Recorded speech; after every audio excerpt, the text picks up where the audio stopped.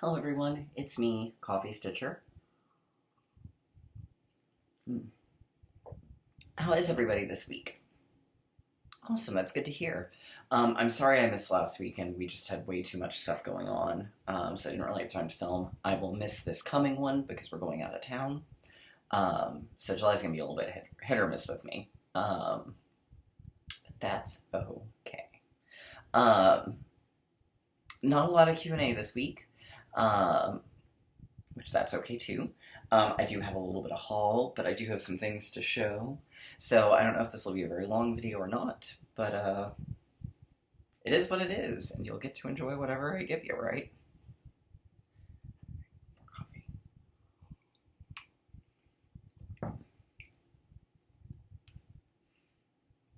All right. So, the one question that I got is from Genevieve Brown. At least I assume it's Genevieve. It may be Genevieve, but I'm betting Genevieve. She asks, how do I like stitching on opalescent fabric? I want to try some, but I've heard mixed reviews. Now, the first thing I will tell you is opalescent fabrics, to a degree, are contingent a lot on the designer, the dyer themselves. It also has a lot to do with the color. So, for instance, a lighter colored fabric that's opalescent, I find, is usually a little harder to stitch on than a more neutral color. So if it's a color that's more of a pale blue, white or blue, I find that's a little harder to stitch on than like a purple or a green or a darker blue, because of the closeness of the opal fibering to the actual fabric itself. On the flip side, darker fabrics can sometimes be a little bit more challenging. The only one that I really struggled with, and I'm glad I used it, it turned out beautiful, was the Gold Opal Christmas in Williamsburg by Under the Sea Fabrics. That one was a challenge because the gold fiber and the fabric were very close together, so it was really easy to accidentally slip a hole that I didn't mean to. That being said, I like working with them, especially when it's appropriate to what I'm using. So it's really kind of a matter, like with everything in stitching, a lot of it is a matter of personal preference. I don't mind them, but I do find find the colors that are closer to the actual opal thread harder to stitch on than the ones that aren't. Not impossible, but harder. So take that as you will. Alright, so what did I get stash-wise? Well, first I got the next Fortnite fabric in my fabric of the month. This one's called French's. It's a sort of brownish gray. So I got that. It's gorgeous as always. A friend gifted me a beautiful Mary Englebright quilting book, which y'all know me and my love for Mary Englebright. I really want to try making this wall hanging, because this is very much me. That requires applique, and I have definitely not worked my way up there yet, but I will. Need to really get back to it. And then I also ordered my first two Bella Filipina patterns. So I ordered Greta Goodbroom of the Black Magic Academy and Hummingbird Pixie, or as I refer to her in my head, the Gay Fairy. I've never ordered Wondrins before. I've never seen Wondrins in person before, my LNS. I think on the rare occasion they've stocked them, it was usually at a time when I just wasn't really kind of looking. But recent events made me more interested in supporting Drin. And I just gotta say, I'm gonna show these sort of as best I can without giving away too much. So, he uses multicolor symbols for backstitching, for the beads, for the actual stitches itself. And he has them split apart onto pages, so we're going to hold this one way back. But you can see how the color is there. So in terms of readability, at least from the outside, haven't started stitching with it, I think this is fantastic. And I really applaud Bryn for that. Don't know when I'm going to start one because I have a feeling they're going to be just similar enough. Kind of like I couldn't do a Mira and one of the Brooks Books princesses together. Probably not going to start one until after I finish Snow White. But definitely dig that.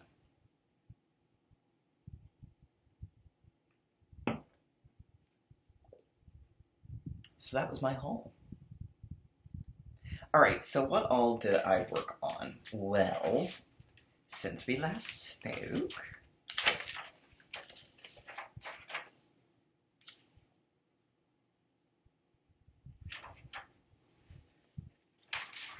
let's see, so I would have been here on the 26th. Yeah. Okay, so what all have I worked on? Well, I've been taking Little Women to work, and working on it like on breaks and lunch when I have a few minutes. So I had this top part done, and then I realized that I'd planned to go down and do the green and then just adjust the blue if I needed to, but then I realized, you know what, that's probably not a great idea because since I've got the counting errors, I probably want to go ahead and do this bottom blue and then just hope that this lines up. So that's where I'm at on it.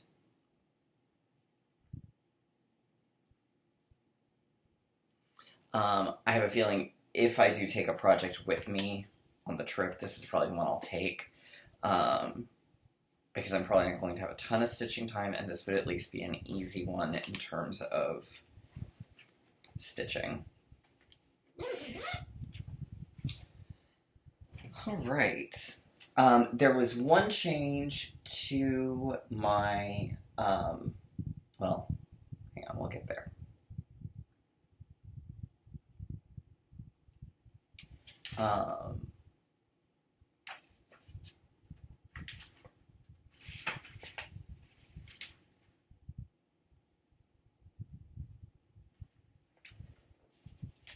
Okay, so I had a finish on L. Frank Baum by J&J Cross Stitch. So here he is in all his Baumalicious glory.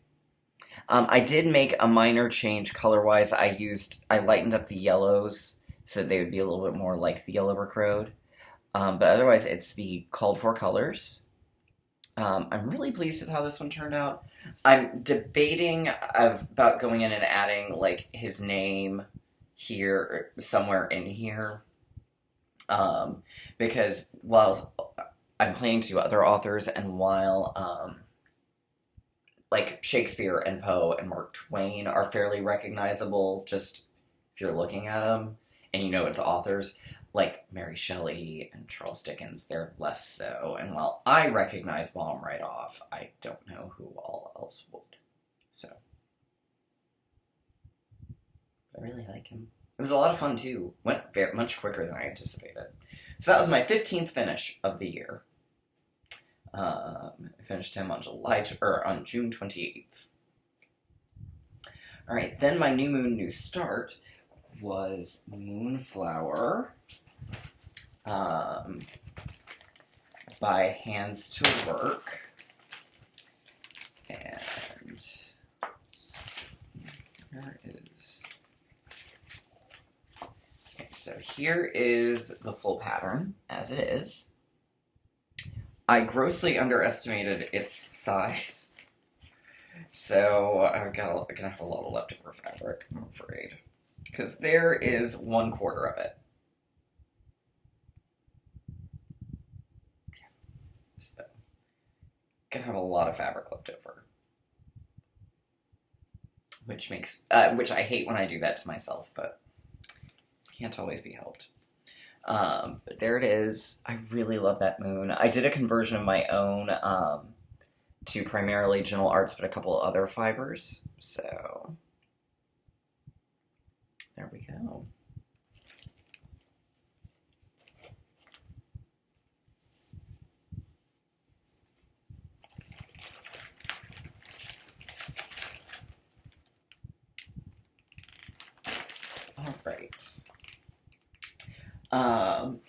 Okay, so then my Whip Go goal from Oliver. Oliver picked the Mill Hill Christmas Village that I'm working on. This is on fabric. So I started with Palace Theater. So there's the full Palace Theater. I had to do 500 stitches, and that's when I realized just how big this project actually is. Because that was 500 stitches. And my original thought was, oh, I'm going to do the top half of the building. No, not quite. So, here it is. This is going to be a much longer project than I thought it was going to be. But that's okay.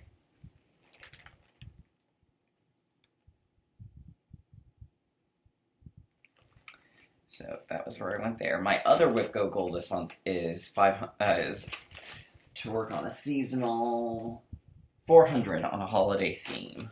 So that'll be where my probably Stitching Witches or Wicked Siblings, one or the other, could fill for it. Alright, so then that kind of brings us into this week, and I'm not gonna lie, I've been a little bit on a struggle bus this week. I think a large portion of it was when I recently, I went through, I did some UFOing of things and some restructuring. I finished a lot of my smaller or mid-sized projects. A couple bigger projects, but a lot of my smaller mid-sized projects I've gotten finished this year. Last year, I only had 18 finishes altogether, and I'm already at 15 for this year. So I've had a little bit of new start-itis going on as well, because I need to get a couple of more like medium-sized projects going.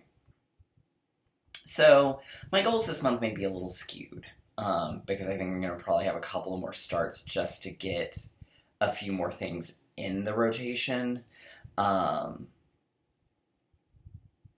I'm about to be at the point where all I'm going to have is big projects left. Alright, so that kind of being said, I had not planned to start this one, but then Robert, of Robert's Palace of Stitches, started on his, and I saw how frickin' adorable this scarecrow was, and, well, I started the Stitchy Princess Wizard of Oz. Now this is on Fairy Whispers from Die Stitch Love, my last little bitty piece of it. And initially, the two of us, we were like, we'll do it in thirds. But then we were talking about, we're like, we're really enjoying working on it. So we're just going to kind of keep going. So the only change I've made to it, so far at least, I know I'm going to have at least one or two small ones because of the fabric color. And it's not picking up well. So I'm using white etoile for the white and the border.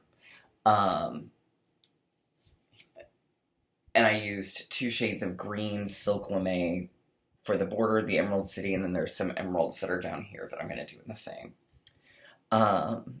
Because of my fabric, I know for sure, I'll go ahead and get the pattern pulled up so y'all can see the full version.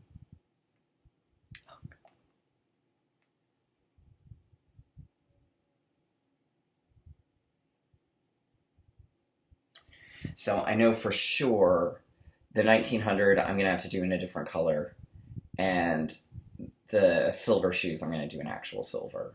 I think with the other colors around it, I don't think I'm going to have too much trouble with the white and Dorothy, but we'll see. I may have to switch it to, instead of B5200, I may have to switch to like 3865, that winter white, or I may have to switch to Ecru. Just to make sure that they show correctly. And the 1900 I will probably do in, like, blue.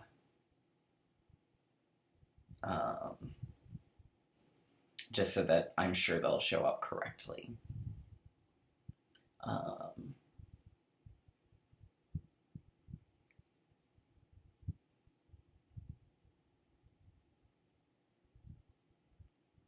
But I'm really enjoying it. So today I'm going to be working on it a little more. We're going to do the Lion and the Tin Man.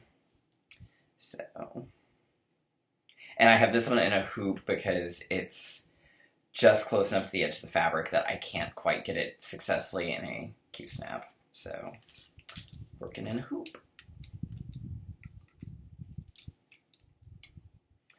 All right. What else have I worked on? I'll show you the other new start. Well, I did work very briefly on Adventure Awaits by Caterpillar Cross Stitch. I had brought out the Mary Englebright kit, but it was just too positive.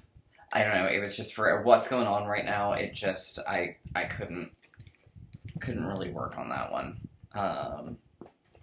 So I've got this one back out. This one's on Mummy Wraps from Ship's Manor.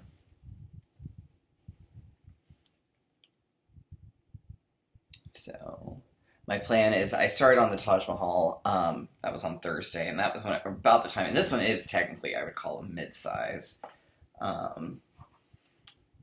But I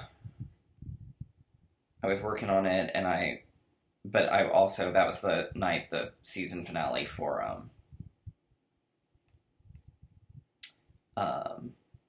Star Trek Strange New Worlds it aired, and so after that I was just too emotionally, I was like, I just can't focus on things. But there's the full design. So I'm working over here in, the Asia section, so the Russia, Asia, Middle East is where I'm at now.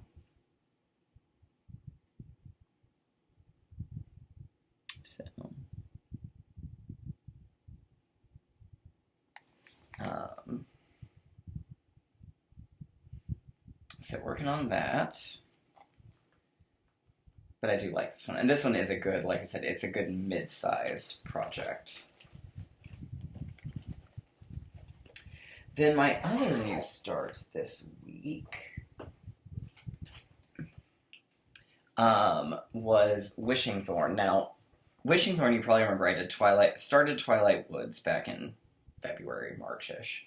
And that was the one that I had the epic, like, color conversion-y meltdown with. And then I got it restarted, and then I put it away, partially because she'd sent an email that she was working on a stitch-along. I was like, ooh, well, let me hold off for that. And she hasn't announced one. So I decided I really wanted to start Wheel of the Year. It's a band sampler. It's got so it's the Wheel of the Year.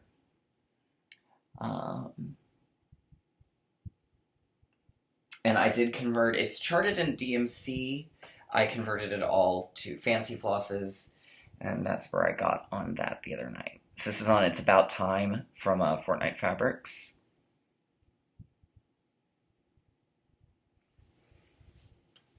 That's where I am on it. I definitely like it, though.